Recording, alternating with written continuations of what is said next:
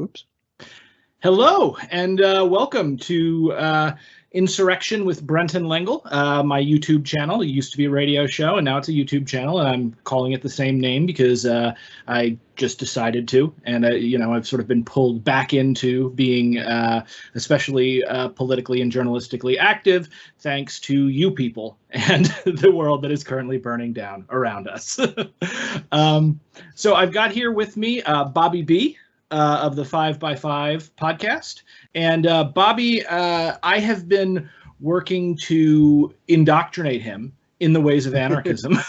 And so I've been really pressing him to read what I think is one of the most important books of the 20th century, Homage to Catalonia by George Orwell. This is an old favorite of mine, and I was going to have a copy of it because I used to have it on my desk right next to my copy of DeRudy, and both of those books have been, I've got marginal notes and everything. I've got whole paragraphs and whole pages highlighted.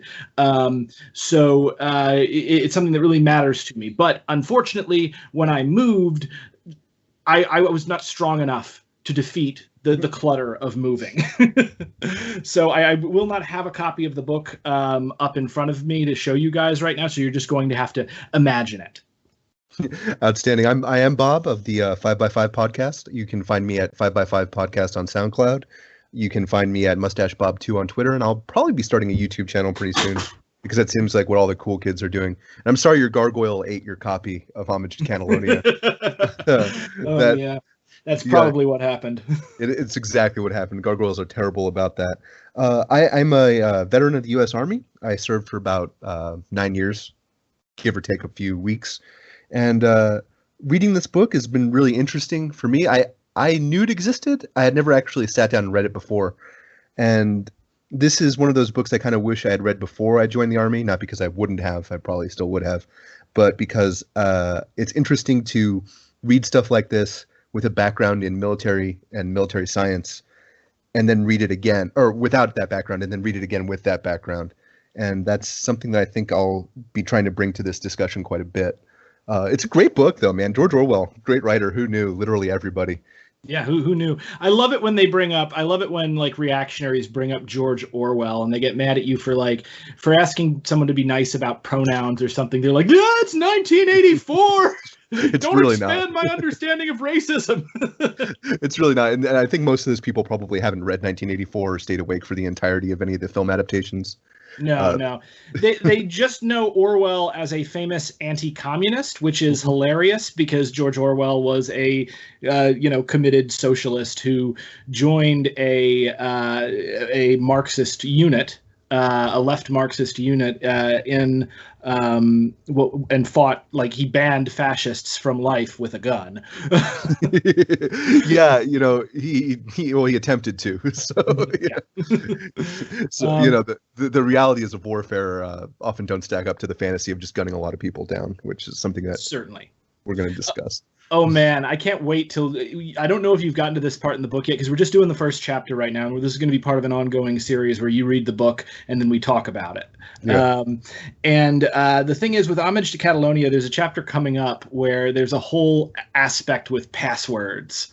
And yeah, I got to that part. We'll discuss that. Okay, I've got a couple funny stories on that one. So let's go over. So what is the first chapter here? Since I have not reread it, and it's fresh in your mind. Let's do the overview of the chapter and go into your thoughts on it. So yeah, the Spanish Civil War is something that a lot of people think about as specifically the laboratory of imperialist weaponry, but it's a really deep and interesting conflict that went back hundreds of years. And one of the most notable aspects of it is that a lot of foreign volunteers came to fight on both sides, but primarily on the side of the Marxist left revolutionaries and anarchist revolutionaries. Specifically, if you're listening to this and you don't have a background in this, about 900 Americans actually died fighting for the Spanish Republicans during the war out of about 1,300 recruits. George Orwell, of course, was a British journalist and came to Catalonia as a journalist to cover the Civil War, wound up joining a militia. And the first chapter of the book is his initial experience kind of in an intake platoon or what we would call an adjutant general regiment in the modern U.S. military, and coming into the left left anarchist, left communist revolutionaries fighting against the fascists. It's super interesting to me because I'm reading this and I'm just seeing exactly what's going to happen at the end of the Spanish Civil War. And a spoiler alert for everybody who, again, hasn't read the book or doesn't know what the Spanish Civil War is, happened like 90 years ago at this point, so I think we can spoil it for you. The fascists wind up winning, unfortunately. Yeah. Yeah. Which is a damn shame, though also this is one of the things that I will, and as we move forward, people are always like, oh yeah, anarchists, you got your asses kicked by the fascists. And I'm always like, no, we got really betrayed by our supposed allies, the freaking communists, the Stalinists, suppressed. And then Stalin, got to very quickly losing the war to the fascists. Yeah. And he, of course, famously cut off material aid to them, which there's going to be a theme in this discussion. Is going to be logistics. There's a very famous quote about warfare. I believe it was Julius Caesar who said it, is that amateurs talk about tactics, professionals talk about logistics. And that's something I really noticed in the first chapter of the book, but we'll get to that. I do want to say something, and it's about myself and it's about Orwell, and it's super obvious as you're reading it. He opens up with a Bible quote, and he's very to use the modern terminology, he's very bougie. He's very much George Orwell, very much a dilettante. And I say that as someone who came from at the time I enlisted, I come from a working class, lower middle class background. At the time I enlisted, I materially didn't have to, and I did it partially as an ideological choice. And Orwell kind of parallels my story in that regard, in that he became enamored with the left cause in Spain, specifically in Catalonia, and decided to enlist. But his bouginess and the sense of he's kind of touring the war is very palatable in this book. And if you kind of, I don't want to say fall for it, because he's not trying to trick you. It's just his nature as a human being. But if you fall into that same mode of thinking, you're going to miss a lot of really interesting things about warfare, and specifically the history of this war. The first story that I want to talk about that he tells. Well, hang on, let me add a little bit on that. Of course, just from my own experience, because Orwell and I have a lot in common in the sense that we're both writers, and we're both writers who got involved with activists first as quote unquote research, and then became enamored and got pulled into these movements. Because there's a part of every writer's brain that no matter, whenever something's happening to us, it can be the worst thing in the world. We can just have had a terrible car accident and there's blood pouring from our head and there's shattered glass all over everywhere. And a writer's brain will be going, how exactly is the light bouncing off that glass? Remember this. I can use this. So so Orwell definitely had that tourist aspect to him, and I think he doesn't come out and say it, but I think a lot of the reason why he joined up was, he wanted to experience this so that it could inform his writing. Now, also, and this is really key. Orwell, as bougie as he was, my copy of Homage to Catalonia is actually a double copy of Orwell, and the other novel within that is Down and Out in Paris and London. Where I've read that one. Yeah, where Orwell pretty much lives as a homeless guy. Well, first he lives as a renter, and then a homeless guy for a little while. So he definitely does a lot of, I guess, class and war tourism, but also he puts in the time in a lot of ways. He definitely does, and that critique of him shouldn't come off as too biting, because you still do get a lot of valuable insight into these principles from people who do that. One of the best books you can read about asymmetric warfare, and I promise we're going to get to Homage to Catalonia. Sorry, listeners. That you can read about asymmetric warfare is actually 7 Pillars of Wisdom by T.E. Lawrence, who you might be familiar with as Lawrence of Arabia. It's an incredible book. Basically, you could retitle it How the Arabs Got Screwed After World War I, and Please Don't Draw the Borders This Way by T.E. Lawrence. but it's also an excellent book. Please don't draw the borders this way. That could be the refrain from our generation to the British colonialism, just overall. We are reaping the consequences of their dumbass mistakes. Oh, still to this very day. But to get to Homage to Catalonia, and to stick with the point that we're making, he starts off chapter 1 by telling a story about how he met an Italian militiaman. Do you remember that? Yeah. So he meets this Italian militiaman who is he describes as a very lower class guy. He's functionally illiterate, if not completely illiterate, and he's super excited to meet a foreigner because he thinks he might speak Italian. And Orwell, of course, doesn't speak Italian. So I sympathize with you there, George, man. I'm an ugly American. I speak English and really bad New York English. So, but it's also instructional because you meet a lot of people like that in the military service. Wellington had a famous quote where he said, like, his soldiers were the dregs of society and gin was the spirit of their patriotism, which is really insulting as a soldier. But it's got a little bit of a biting truth to it because the rich never really fight the wars. Which is something that everyone who's read any history knows. And you're going to get a lot of the working class, especially in the literal working class militia, which the POUM was, that are going to enlist into the militia. But it reminded me of the people that I met in basic training. I met people from across the country, which our country is much bigger than Europe, and it's arguably just as diverse in some ways. I met people like the Italian militiaman he was describing. When I was in basic training, I had a battle buddy. You link up with another guy, and they're your buddy through basic training. And he was a lot like this dude. He was like, no, I'm serious. He was like functionally illiterate. I don't think he should have been in the military. This dude, he couldn't read maps like the Italian guy couldn't read maps. Which, to be fair, and you're a experienced hiker, map reading is hard as shit. Oh yeah. You have to memorize all your acronyms. You have to memorize your terrain features. You have to do all this. You have to learn how to plot an azimuth, which is the thing that everyone screws up in the military. I've been on ruck marches where we wind up like 2 or 3 miles off the target because the guy with the compass didn't know how to plot an azimuth. But the specific battle buddy I had in basic training, funny story, was so unprepared for military service that on the live grenade range he threw the pin, and he kept his live grenade. Oh God. Yeah. If I'm not mistaken, I think something like that does happen. Yeah, it does. It does. In chapter 2, it definitely actually happens.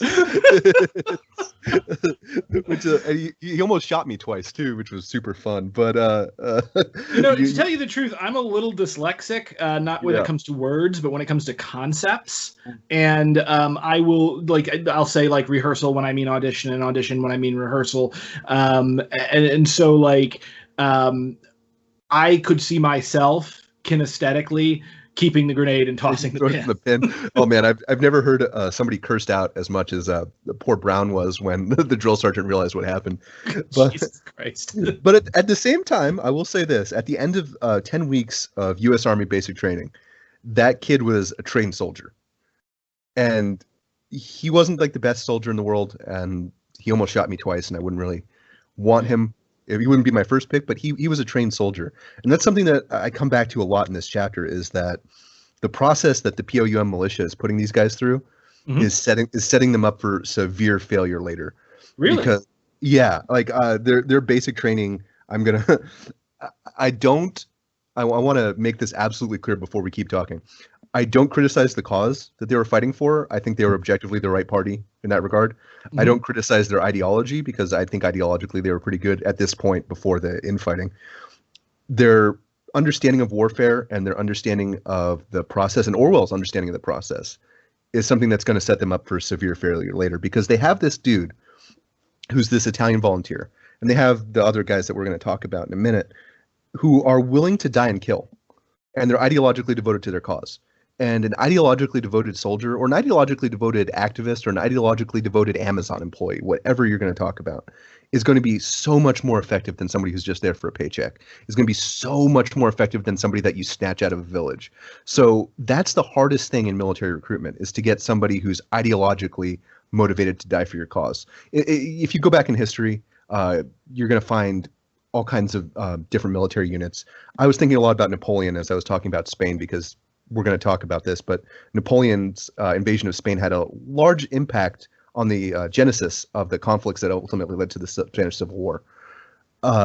His old guard were ideologically devoted to him, to the point where some of those guys fought like 25, 30 battles for Napoleon.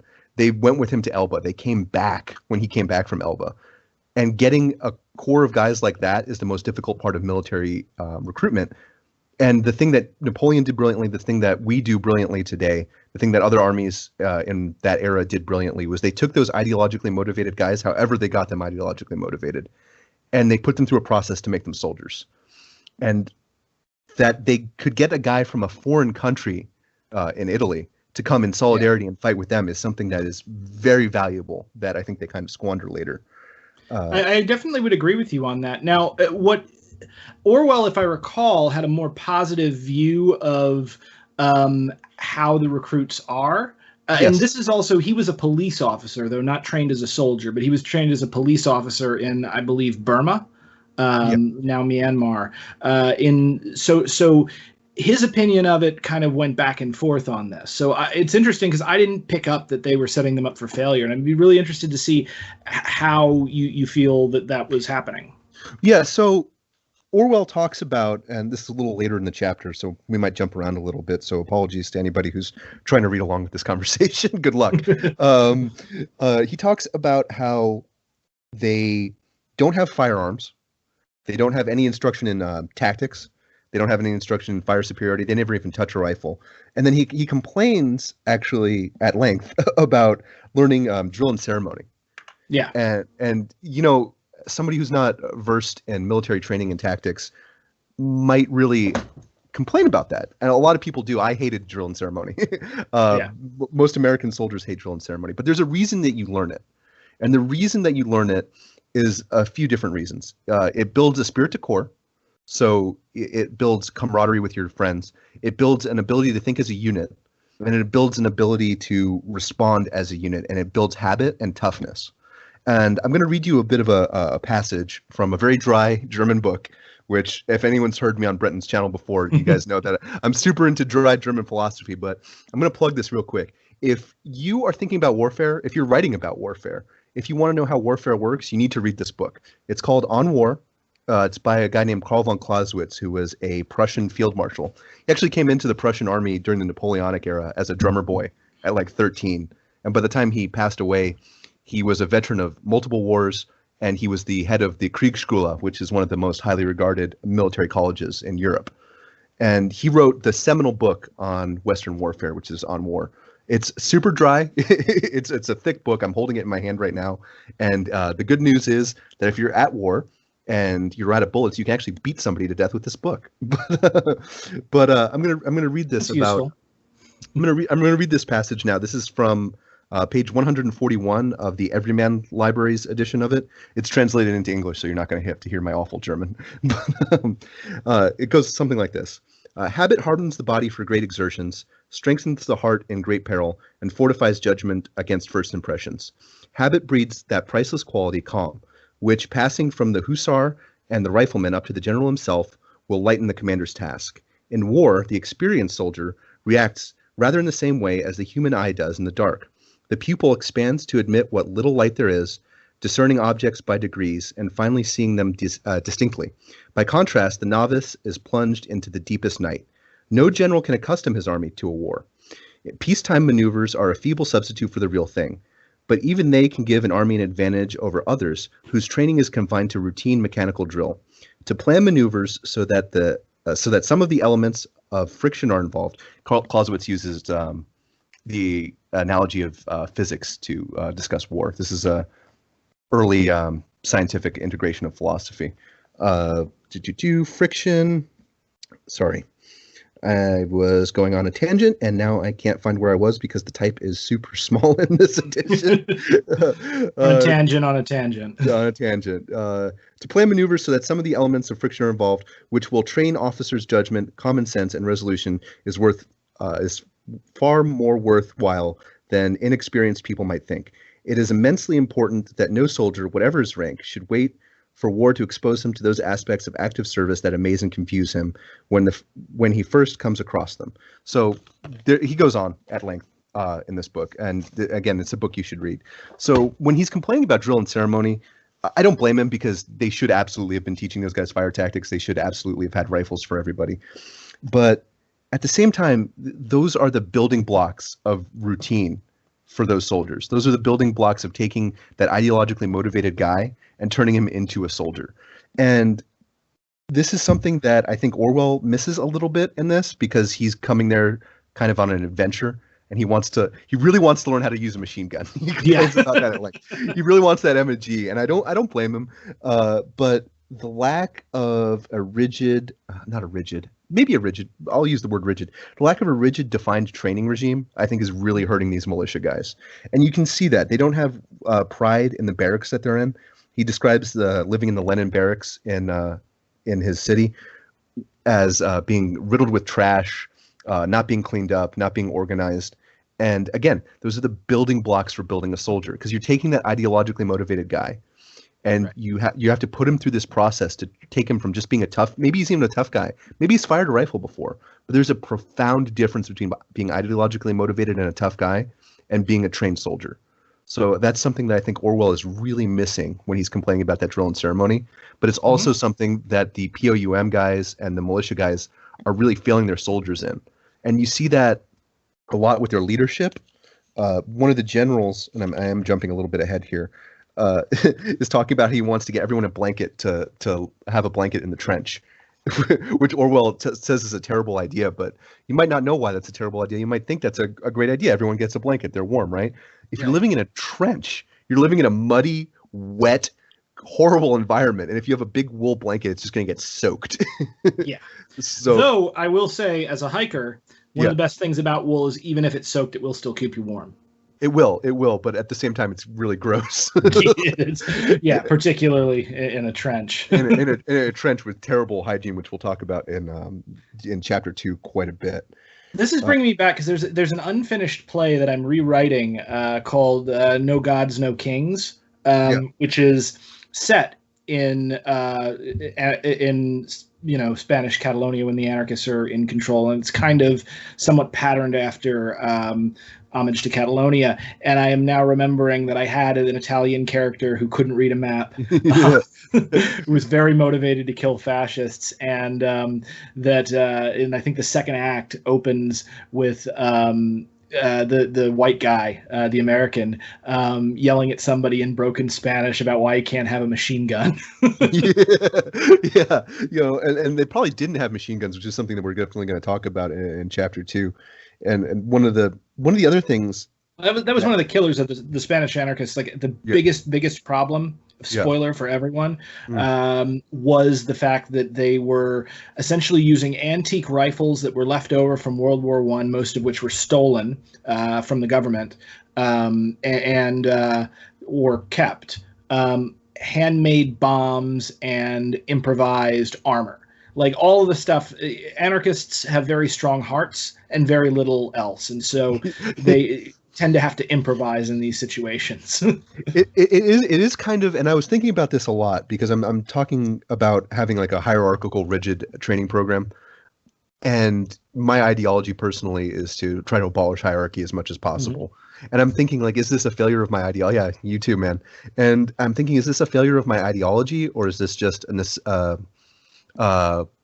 concession to practicality in this case? And I think that the Soviets kind of ran into that a lot. If you learn about the early history of the Red Army, they had democratically elected officers. They had no rigid hierarchy. And they had to transition back to a traditional army structure because it just wasn't practical during World War II. But I don't think that abolishing hierarchy includes abolishing structure in a militia. So and again, another failure that I'm noticing about their training program is that actually we were talking about the litter a second ago, but the next thing that he was talking about was he's in we call it a DFAC, which a little funny story aside, my mom thought I was saying a homophobic slur when I was saying that. And dining facility is what the U.S. military, the Army will call it. And my mom thought that I was complaining about a homosexual person for like years. And I was like, I'm not a bigot. So no. So please don't make that mistake. My son became a soldier and now he's a bigot. I don't know what to do. He really hates the gays. Maybe he should have joined the Navy. Oh, sorry. But you know what I just realized? I need to send you my I have a short story written set in a military unit in a fictionalized Iraq. The story used to be called Thanos, and then I changed it once Thanos became Thanos. Yeah. Yeah. And so like, but I want to send you this short story because it's based on a nightmare that I had. And I'd be very interested to see, because it's very military, like how realistic what I've written is to somebody who's been through that. So I'll send it to you after this. Yeah, happily. I'm actually writing a little sci-fi military thing, and I'm worried it's too inaccessible for people who haven't served. So maybe I'll send you some of this stuff that I'm cool. Yeah, I can take a look at it. Writing very poorly, but he's in their cafeteria, their chow hall, and the people in Spain were drinking out of, and I'm going to mispronounce this, a perón, which I've seen in movies. It's a kind of a wine jug that you kind of you drink like a what do you call it, a birdie sip out of. You just kind of pour it into your mouth. And he complains and goes on strike until he gets a drinking cup. Right? And that's a funny anecdote, right? And you're laughing and I'm laughing. At the same time, that's really bad that they conceded to him on that one. Because he's special and he gets a drinking cup. And they're teaching those soldiers that if they protest against orders, they're not going to have to follow them eventually.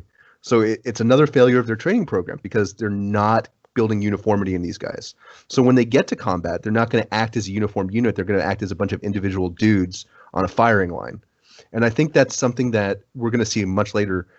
And if you read the history, you're going to see is that a key advantage the fascists had in this war, aside from massive German military and material support, and Italian, and Italian, well, and American, to tell you the truth. Franco probably would have lost if Texaco had not been allowed to bankroll him on oil. Yes. Yeah, which by the way, was directly against the law, but the guy who did it got away with it with only like a little slap on the wrist meeting in Washington one time, because we're Americans and we don't punish rich people. An oil company doing something awful? Who knew? Yeah, but one of the key advantages they had was that the majority of the military kind of sided with Franco. And that is a danger of military structures. Washington famously said that the biggest danger to liberty was a centralized military structure, and you do build inherent conservative values in a hierarchical structure like that. But at the same time, one of their key advantages they had trained military people who were acting as military units instead of militias, where they had the crazy idea at the beginning of this that they could send the guy to a front in one day. They got this British volunteer and they're just going to send him to the in-processing unit, do whatever paperwork they had. I doubt they had very much, and just send them straight to the front. You can't do that. The U.S. military will take you in now, and they'll give you 10 weeks of basic training. And then when you get to your unit, you're going to keep training. And before you deploy, they're going to send you to either JRTC, which is in Louisiana, or the National Training Center out west in the desert. And they're going to train you how to fight a war game. You're going to be at least a year in training, usually, before you go overseas to see a conflict. And they're thinking that they can send a dude over in one day, which is a big failure, again, of their training program. And though also that may have been a bit of a necessity at that point, because it's not like they chose that war then. More or less, the fascists tried to take over the country and were defeated by the anarchists in the north. That's true too. So I'm with these guys ideologically and policy wise. It's just that in this chapter, it's kind of annoying because this is something you care about and know about, and you're just like, oh God, what are you doing? It's like please yelling at somebody in a horror movie. It's like, don't go in the basement. And they didn't have a concept of logistics, which we were talking about just before this. Orwell notices that the creature comforts in the city are running short, like bread and food and other things. And what he doesn't realize, and what I think the militia leaders didn't realize especially, is the things he's talking about are also war resources. Especially in that era, pre-World War II, World War II era, steel is a war resource. Food is a hugely important war resource. An army marches on its stomach. If you have the most ideologically devoted and best trained dude in the world, and he hasn't eaten in 4 days, he ain't going to fight too good. Yeah. And that might have been something that they weren't necessarily prioritizing as much as they should have, because I'm reading about how they were collectivizing everything, and they were building the worker state, and they were improving conditions for workers, according to Orwell in this chapter.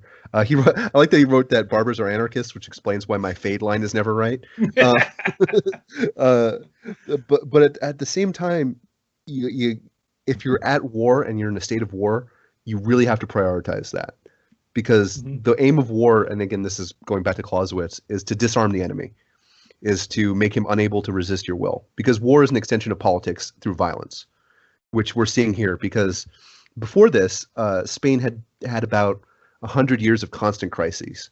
Napoleon invaded in the early 1800s, and I thought it was kind of ironic that they were collectivizing the resources of the church at the beginning of this, because Napoleon kind of did that same thing. He kind of broke the power of the Inquisition, and he tried to institute the councils that originally led to the first Spanish Republic in the mid-1800s.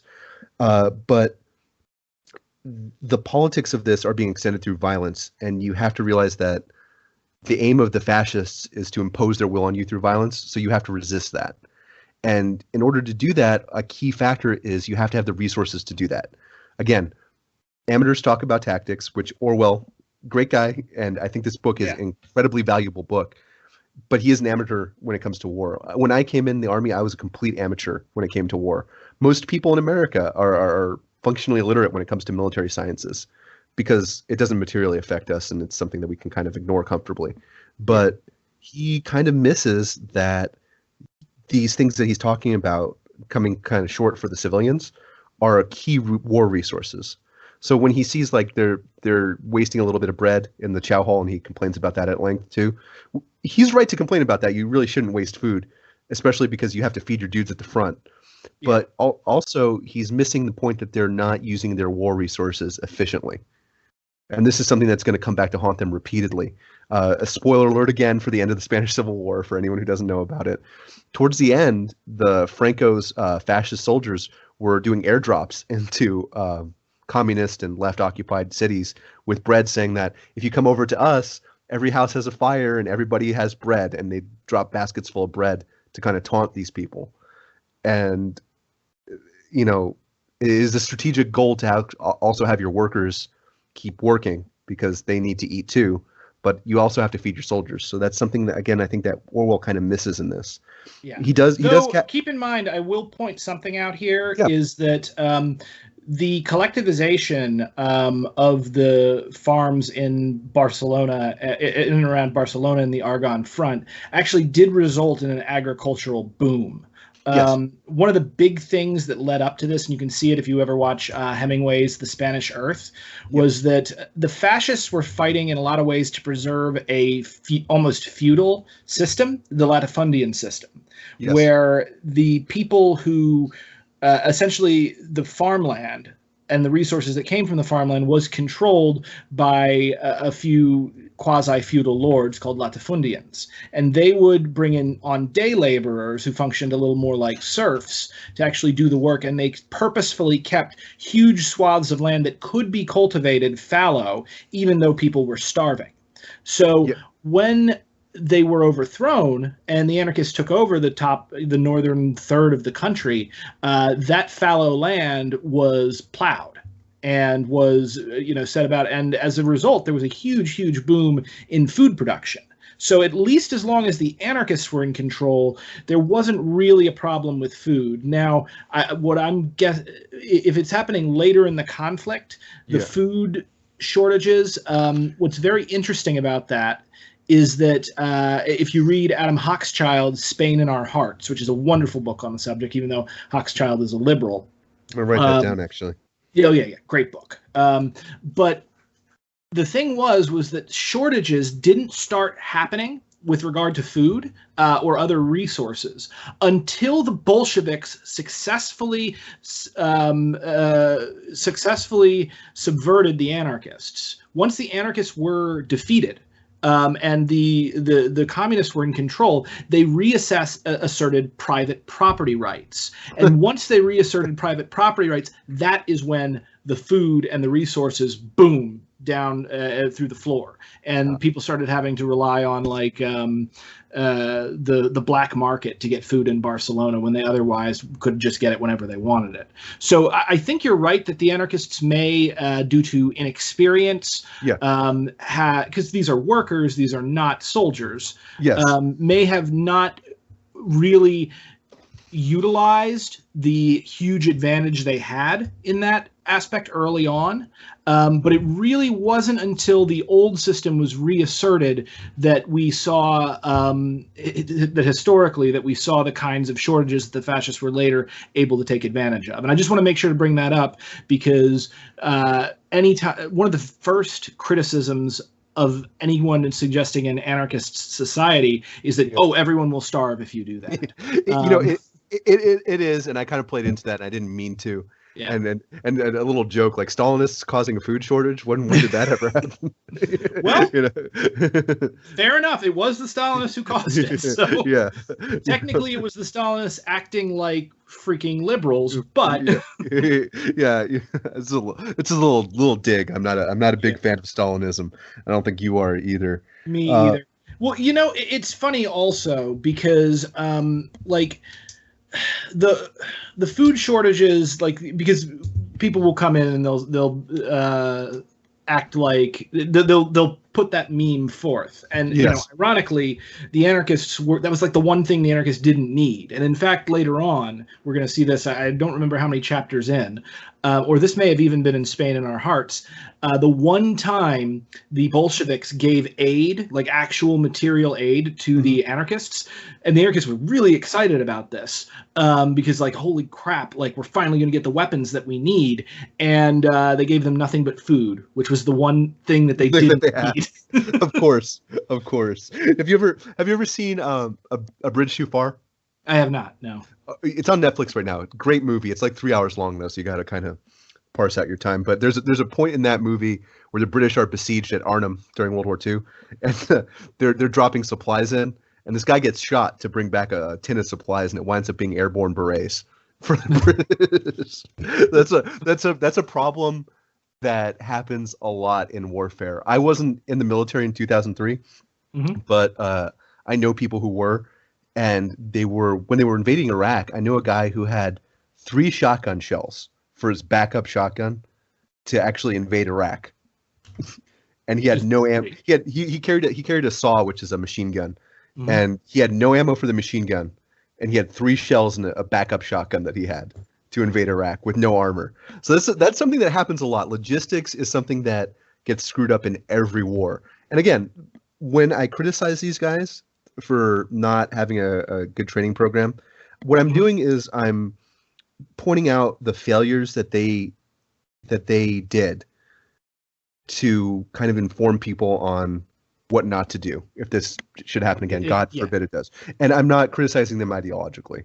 That's awesome. Super important. Well, I would totally agree. So there's a couple of things that I want to talk about, but let's keep moving on because I want to get through this chapter for folks. So let's continue. What do you got next?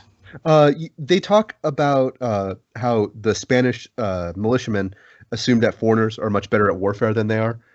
And I thought that was an interesting thing because I alluded to the history a minute ago, but Spain from 1800 to this point had experienced nothing but military disaster every time that they had gone forward. Napoleon devastated the country. We destroyed them in the Spanish Civil War. They assumed they sat out World War I and watched the other European powers advance exponentially in terms of military capacity. So as a national identity, they assumed that they were bad at things. And that's a real bad thing for soldiers though, because you're going to assume that the other guy is better at it than you are. Yeah. And I thought that was very interesting too. And foreigners, great. We suck. Yeah. Well, Orwell specifically talks about French. They're talking about the French were much braver than they were. They knew how to use bombs and machine guns and rifles. When they say bombs, they mean hand grenades. So if you're reading this book, they don't have a thing of dynamite. They've got some sort of grenade. It's not that they were necessarily braver.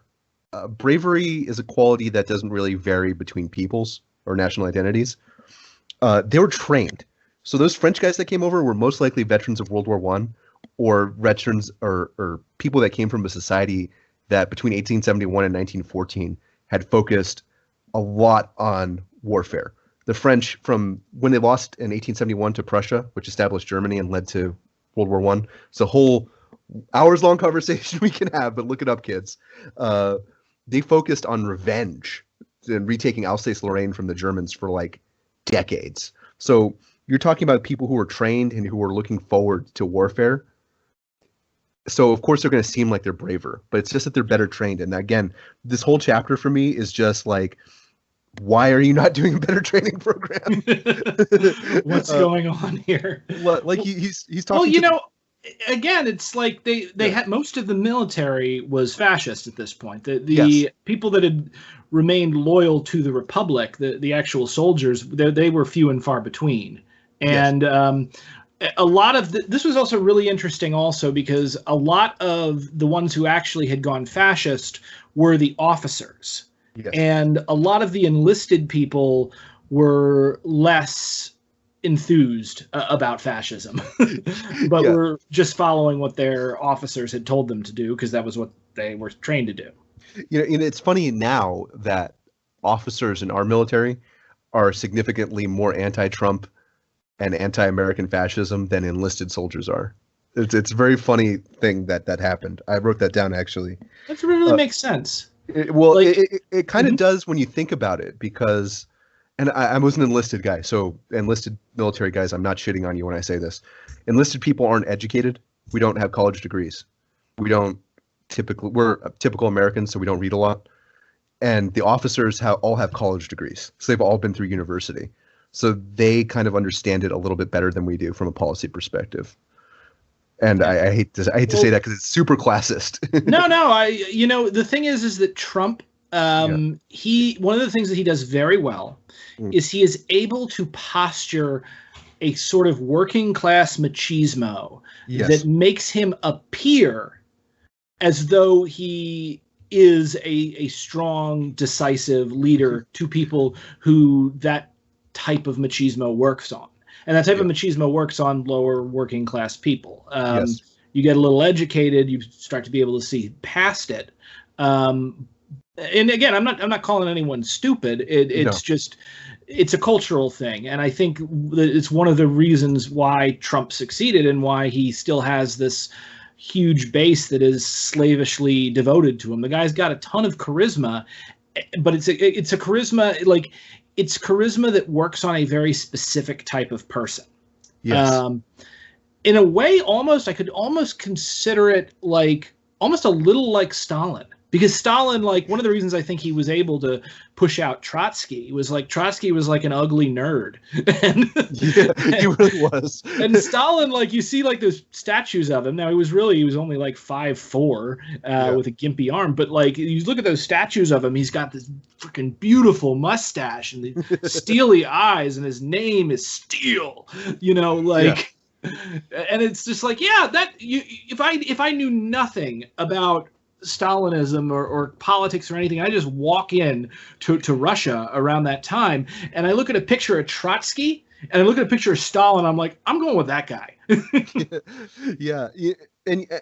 And to come back to the point that I'm not criticizing them ideologically, he talks about social equality, especially the lieutenant who's in charge of their drill and ceremony, basically training, and how he believed in complete social equality. The best officers I served under believed in that same thing.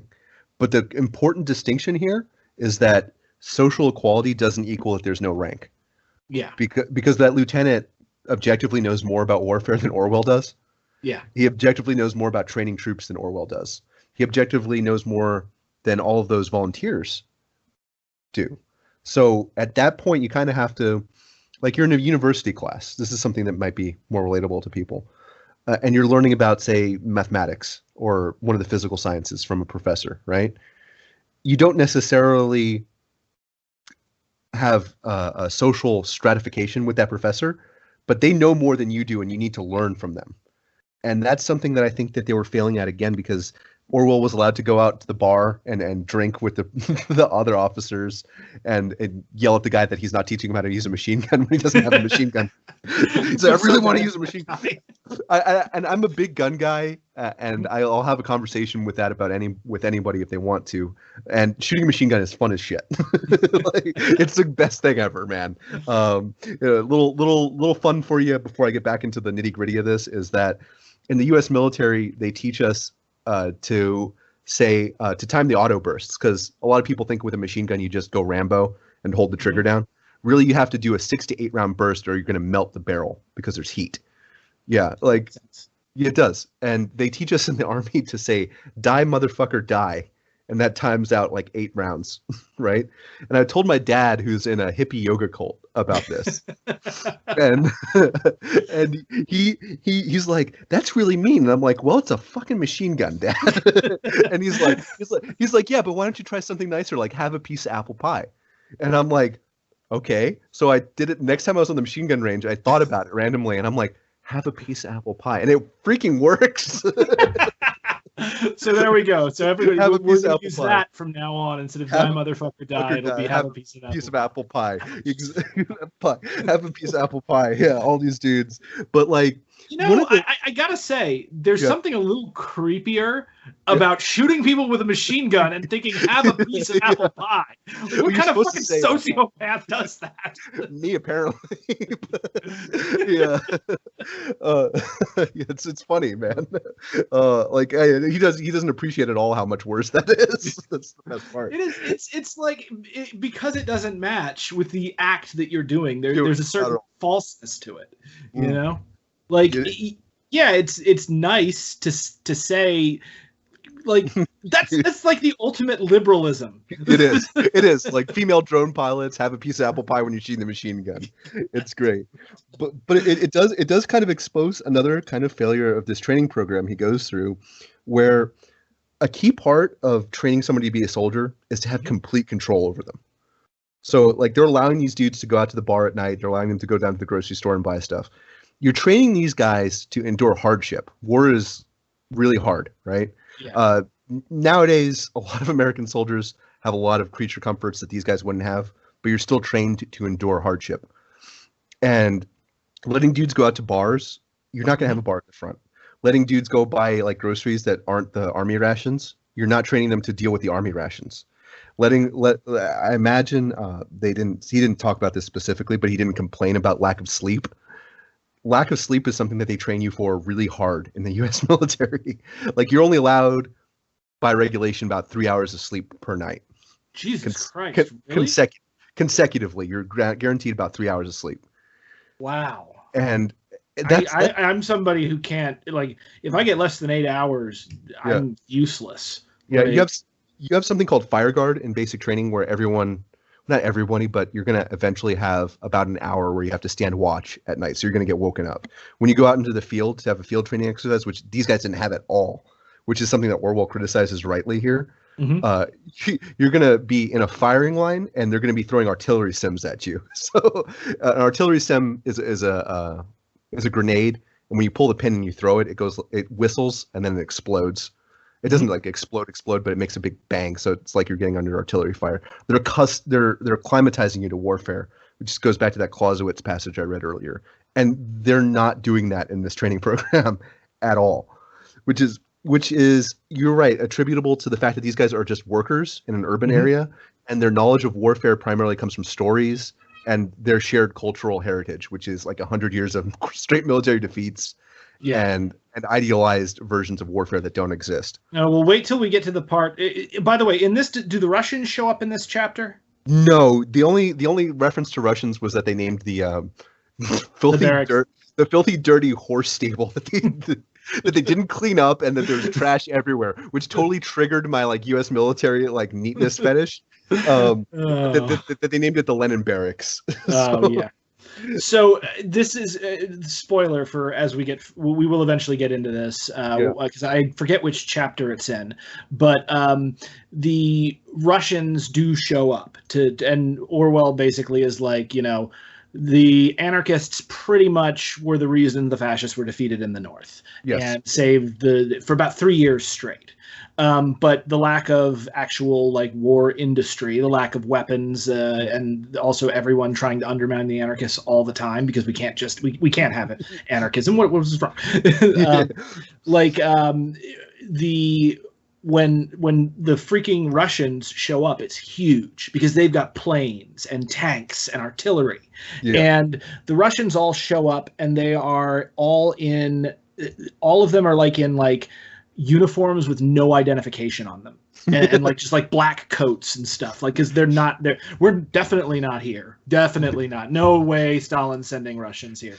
But the Russians show up, and so what they're doing is the Russians go about and they'll only take recruits from the Communist Party of Spain, which is a tiny party. Like the Stalinists were very unpopular just in general. That was until the Russians rolled in. Stalinists unpopular? Never. Yeah. And they didn't want to like train people who might not be loyal to Comintern. So what they wound up doing, though, was that they put these Russians like in charge of a bunch of Spaniards, and the Spaniard fascists. So first thing that they learned was that the fascists always attacked after you heard church bells, because the fascists had to go to mass before they could attack. So you hear church bells and you're like, ah, shit, here they come. But number two, beyond the church bells, they would be sitting there on the hillside. If you imagine these freaking grizzled Russians who've lived through World War I. World War I and the Civil War, which was another brutal conflict. Yeah. Yeah, and some of the early Stalinist purges and everything, and they're freaking in Spain, and they're there to murder Franco. Yeah. The fascists and the Republicans are shooting at each other, and then all of a sudden, everybody stops. It just gets up and goes to have a siesta. And the Russians are like, what the fuck is going on here? And Orwell was like, oh yeah, it's the siesta. They do that. You're gonna when I get to that part, you're gonna hear me facepalm in New York from Florida. What was that? You know, my grandfather ran into that during the war. He was on a ship, a British ship, and they were being shot at by a shore battery. And this dude is drinking tea because it was tea time. But that does actually lead me into something that I noted. And Orwell is right about something, so I'm going to praise Orwell. Thank God I get to praise this guy. We're nearly an hour in, and now you have something nice about Orwell. I'm so sorry, man. But look, he's right about their training program in that there's no conditioning to kill, and you touched on that really well. Everything in your social conditioning trains you not to kill people. Like, even if, like, I'm a fighter, you're a fighter, you're not trying to kill someone necessarily when you're fighting. And it's super hard to break that. A lot of people shoot high when they get into a military conflict, and they didn't have a training program to teach people to shoot at a man-shaped target and watch it fall over. That's something that the U.S. military does extremely well. Like, there's, out of your 10-week basic training, like 2.5 weeks are just training you to shoot a man-shaped silhouette and watch it fall over. So I think that's something that Orwell touched on that was really good. And I'll continue praising him a little bit. He was right when he said that there was no gear for those guys, that they were going to the front, and that they had to change out their rifles with the dudes who were at the front. Yeah. And I wrote down when I was reading that, I'm like, that's it, war lost, because you're trading out. That's it. You're trading out rifles, man. Like, these guys don't have time to get to know their rifle. I'm gonna probably screw up one or two things if there's a vet in the audience right now, but I still remember how to describe my M16 rifle from U.S. military training. And it's the same, like, my M16A2 rifle is a 5.56 millimeters gas-powered, air-cooled 5.56 millimeter rifle capable of firing in semi-automatic or 3-round burst. And you have to get to know that gun because that's your life when you're on the front. And those guys didn't get that training. And so this was honestly again an issue of supplies. The only supplies that they had were World War I stuff or stuff that they'd scrounged from armories. Yeah, absolutely. And not having standardized weaponry is going to be, towards the middle and the end of this book, like one of the banes of the Spanish left movement, because even now NATO has a standardized agreement between all the NATO countries that we all use interchangeable magazines. And we all use interchangeable rounds with our weapons. So theoretically, if a French soldier dies fighting the hypothetical Russians, you're going to be able to pick up his bullets and put them in your M16.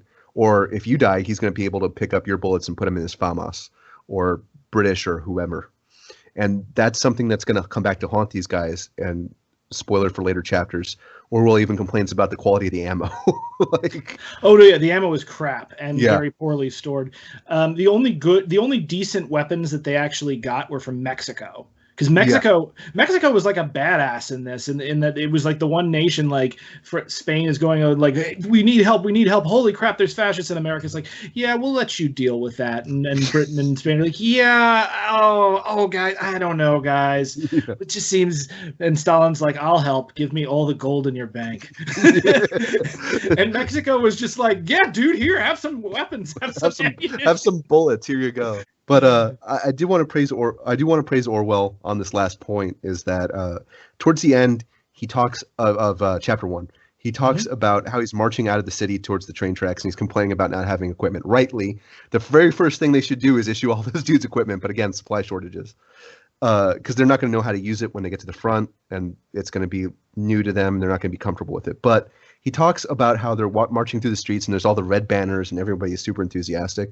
We still do that in the U.S. military. You have a thing called rites of passage at the end of basic training, where it's kind of like a thing where you're affirming all the values that you learned and affirming all the training that you had and affirming your commitment to the country. And that was a very good thing that they did. And for all the criticisms I have about the POUM in this chapter, what they did very well was that they got ideologically motivated people, and they included everyone in their movement.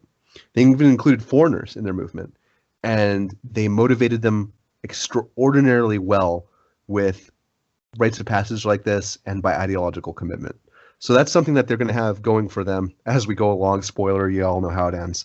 Yeah. But that was one of their best resources. If you listen to, there's a bunch of great songs about the Spanish Civil War, and one of the ones that I remember, one of the lines that I remember is "Trenches full of poets," which, in a lot of ways, yeah, that was what you're getting at, is that a lot of the people that fought and died in the Spanish Civil War, these were idealistic people that cared about liberty. They cared about human flourishing, and they cared about stopping the tide of fascism. Because you got to think, imagine that you are a person in the United States, or even worse, Europe, during the buildup to the Second World War, and you're watching country after country fall to fascism. You watch Germany, which had the strongest workers' movement in the world, falls to Hitler. You have Italy. Again, huge anarchist culture in Italy, huge workers' movement, falls to frickin' Mussolini, Aleister Crowley's basic cousin, takes over the country. Portugal falls to fascism. Spain, the fascists attempt to take over the country, and they're stopped. Yeah. And that's just, the no pasaran, that was so powerful that freaking Tolkien had yelled that at the Balrog in Lord of the Rings, "You shall not pass." But I thought Lord of the Rings wasn't political. He didn't intend for it to be political. I think he was just mad because people were comparing him to C.S. Lewis because they were friends and stuff. He's like, "Oh man, fuck Lewis." all art is political, but anyway, you were saying. I'm sorry. Yeah, no, it's fine. The no pasaran, the fact that here fascism had been dealt a blow, and it hadn't been defeated, but it had been staggered. Yeah. And I really think, looking back, this is a period that I've studied very extensively.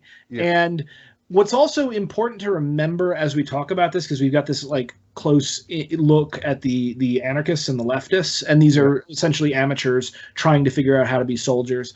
It's also important to understand that we like to think of of fascists because of Hollywood as being hyper competent.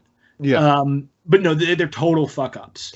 And they are. Which is why one of the reasons why the anarchists, a bunch of farmers and factory workers with homemade bombs and antique rifles, were able to defeat a modern mechanized army, because that was a modern mechanized army run by idiot fascists. Yes, exactly. And that's something that's really important to preface my criticisms of them with, is that you're absolutely right about that.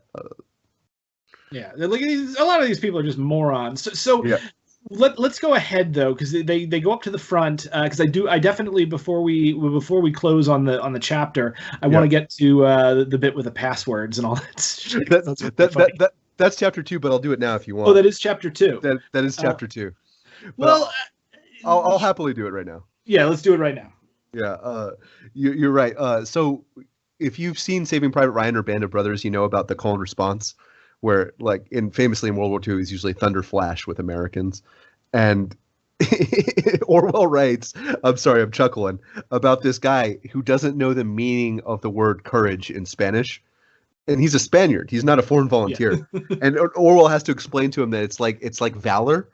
So he's going into the line, and this poor bastard doesn't know the word, and the guy calls out with the call, which is like Catalonia, and the guy goes like valorous in Spanish, and the dude shoots at him instead of courageous. Courageous. Wait, what does courageous mean? It means valorous. Yeah. Yeah. Okay. Catalonia. Yeah. Valorous. Blam. Thankfully, the dude misses because, again, they didn't have any marksmanship training. But that does tie into what we've been talking about, is the lack of training. Because if they had standardized their training, they would all think the same. Mm-hmm. And in terms of warfare, if not ideology, and that probably would not have happened. Yeah, no, definitely not. Well, also, spoiler, like, or I guess like hinting on the next couple of chapters, Orwell, he will take part in an attack soon. Yes. And you will get to see the fascist barracks as well, and just the fascists are fuck ups. Yeah, I'll criticize the fascists just as much when we get to that. It's good to know. It's good to know that you didn't start reading this awesome anarchist book that I love just to shit on anarchists. No, I'm not, and I'm not shitting on anarchists. It's lessons learned. Yeah. That's the point. Like, you also, kind of be fair, the Poom were Marxists, so fuck them. Yeah, and that's going to be another problem that we're going to talk about later, is the disunity in the Spanish left during the war. Mm-hmm. Because which is the problem of the left just in general. Now, there is something that Orwell mentions when he's talking about raw recruits. Yeah. That he mentions it to you just to keep things in mind. And this is something that I always remembered, like with Occupy Wall Street a lot of the time, when people would be like, oh, this is going wrong and this is going wrong and this, the thing is that when no one's done something before, when you're training people to do something, anything, like, they're always garbage when they start, regardless of what system you put them through. And Orwell, while your criticisms stand out, he does go on record to say that he was really impressed at the effectiveness of revolutionary discipline as opposed to traditional military discipline. And I wanted to think, well, what were your thoughts on that? So it made me really happy that it was possible. Because without stories like this, you don't realize that things like that are possible without rigid hierarchy. Mm-hmm. At the same time, you could integrate a lot of the criticisms I'm making specifically here with that abolition of hierarchy and that revolutionary discipline. So you have the famous phrase like crawl, walk, run. Mm-hmm. And in this chapter, we see them in the crawl phase. Yeah. Hardcore in the crawl phase. But I think on a world historic level, it is super important to read about this, because you learn that these guys who are workers and who are amateurs went from that crawl phase to the walk phase to the run phase. And they did it without embracing rigid traditional hierarchy.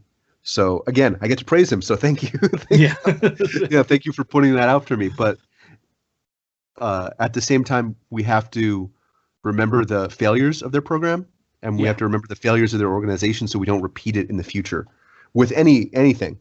I'm not advocating any violence. I'm advocating realizing the failures of this in terms of your organizing, in terms of activism, in terms of politics, in terms of protest, in terms of anything. Learn the lessons from the past. Learn that you have to do certain things and put people through certain processes to give them certain abilities. And I think that's something that Orwell is talking about kind of without realizing it. And I think that's something that the leadership at this point in the Spanish Civil War didn't really appreciate yet. And I think they're going to go on to appreciate it a little more. I think the unfortunate thing is that the Spanish Civil War really was the laboratory for imperialist weaponry. Yeah. And I mean, that was primarily why people think that the Republic did not receive more help from Stalin. He was more interested in stealing the gold and testing his new weapons than necessarily, having a Spanish Republic stand. But you can also, I will say this for him. Imagine you're in his position, and like you basically got the entire world pissed off at you. They've already invaded once. They're and everyone, absolutely everyone, wants to see the Soviet Union fail, and is doing everything in their power to do that. And you go in as World War II is building. If Stalin had won and Spain had, been a Spanish republic and sort of a vassal of like the Soviet Union, that would have really pissed off the Americans, the French, the British, and even I honestly, even if he did it the way that he was doing it, which was an anti-revolutionary way to to just put the bourgeoisie back in control of Spain, which was what he was doing. He just also wanted political control. Like, even if you do the most milquetoast way of saving, I really think that the liberal democracies at that time in history would have seen the USSR as so much of a bigger threat than the fascists, because this was also a time when like newspapers were running that fascism is just a new form of conservatism. Yeah, and that what's his face? The guy that the ANCAPs love, Ludwig von Mises, is calling he's calling fascism the savior of Europe. They didn't realize what was coming down the pipeline because they didn't understand this. Nowadays, leftists and anyone who's studied fascism understands the threat that is posed by the alt-right, by the fascists, by Trump, and what's the guy down in Brazil? Bolsonaro, who's hopefully dead of COVID by now. Fingers crossed. But I do want to provide you with a little bit of a thing from Clausewitz again, and I think this is very important for analyzing history. Clausewitz in On War famously says that counterfactual questions like this are interesting, and I think it's a very good analysis that you just gave. At the same time, you don't want to delve too far down counterfactual questions because essentially they're, I don't want to say useless. They're not as instructive as analyzing what did happen. Yeah. So like you could say what we were saying, and that's a very good analysis, but at the same time, if you go down far enough in the counterfactual rabbit hole, you can say like, what if the Spanish had dragons? Then they could have, that would have been pretty awesome. That would have been pretty awesome. But it's much more instructive and important to analyze what did happen. Yeah. And then draw your lessons from that. Well, you know what? One of the things, and this is somewhat off topic, but it's also very much on topic because this was almost repeated with regard to the PKK YPG in Rojava. And, it almost played out differently because, again, but until Trump betrayed them, because that's the one thing that anarchists need to realize: people will constantly betray us. But don't go Stalinist on it, though, guys. Yeah. Don't do it. Yeah. No more gulags, please. No more gulags. But like the PKK YPG were some of the best fighters against ISIS, and they were anti-hierarchical. They were working on an anarchist model by Maury Bookchin called Democratic Confederalism, and they, unlike the Spanish anarchists, and unlike the Ukrainian anarchists, they had allies. They got backed by the United States, which got them the money and the weaponry that they needed to beat ISIS. Unfortunately, we had the vapid game show host with holes in his brain who decided to pull out the United States troops to let Erdogan just massacre the Kurds, when literally all he had to do was just leave those troops there. They didn't even have to fight anyone. They just had to stand there to keep the freaking Turks from attacking. And the real annoying part of it is we still have troops there. Yeah. And one of our convoys just actually got rammed by some Russian vehicles the other day. Oh boy. It's really frustrating. It's very frustrating to live in 2020. It's super awful. Yes, it is. Well, hopefully, we won't have to put up with this nightmare too much longer. All right, Bobby. So that's really exciting. We're going to do chapter 2 next time. Yes. But I'm down with doing this as a series because I love this book, and hopefully I'll be able to find my copy Yes, good luck with that. If you want to read this book, there are places that you can listen to the audiobook for free, and I believe it's on Project Gutenberg too. If you're listening in the audience, yeah, you can Google Homage to Catalonia full text. You'll find it.